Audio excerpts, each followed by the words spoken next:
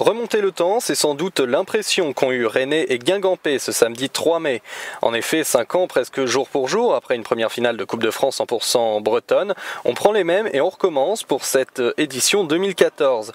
Événement exceptionnel, dispositif exceptionnel, puisque ce sont au total 5 TGV en partance de Guingamp et de Rennes qui ont été affrétés par la SNCF et le Conseil régional de Bretagne afin d'acheminer les supporters bretons jusqu'à la capitale.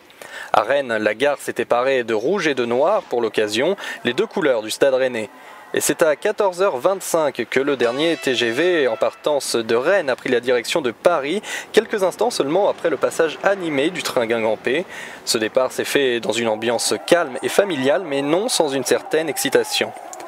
Alors que les plus chanceux se dirigeaient vers le Stade de France, les nombreux supporters n'ayant pas pu s'offrir ce voyage ont commencé à se réunir dès le milieu d'après-midi sur l'esplanade Charles de Gaulle, en plein centre-ville de Rennes où un écran géant de 85 mètres carrés avait été installé le matin même. Petit à petit, ce sont près de 30 000 personnes qui se sont amassées vêtues de maillots du Stade rennais et de Guanadu pour vivre ensemble cet événement sportif unique et attendu. Après s'être vigoureusement échauffé au son des traditionnels chants de supporters, c'est d'une même voix qui résonnait de Paris à Guingamp en passant bien évidemment par Rennes qu'a été entonné le Brogoz Mazadou, hymne de la Bretagne, suivi quelques instants plus tard et chanté avec la même ferveur de la Marseillaise.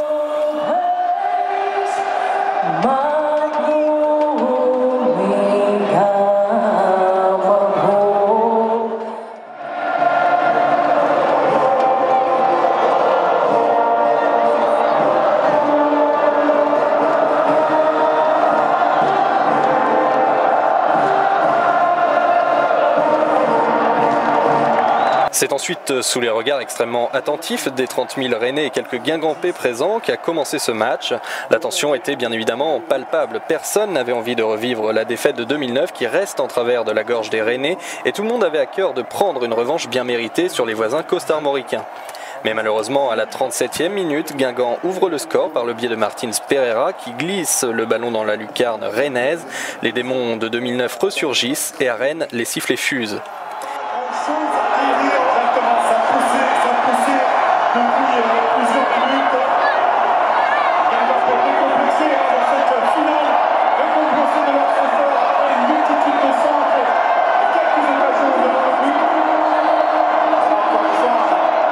Mais jusqu'au bout, ils vont y croire, les rouges et noirs. Le public hétéroclite qui s'est réuni ce soir ne veut pas repartir bredouille et le montre à grands coups de chant, de secouer de drapeaux, mais à Paris, sur le terrain, le stade rennais n'y croit plus et est largement dominé par des Guingampais qui ont mangé du lion. Après 4 interminables minutes de temps additionnel, la sentence tombe et à Rennes, le goût amer de la défaite est de retour comme il y a 5 ans.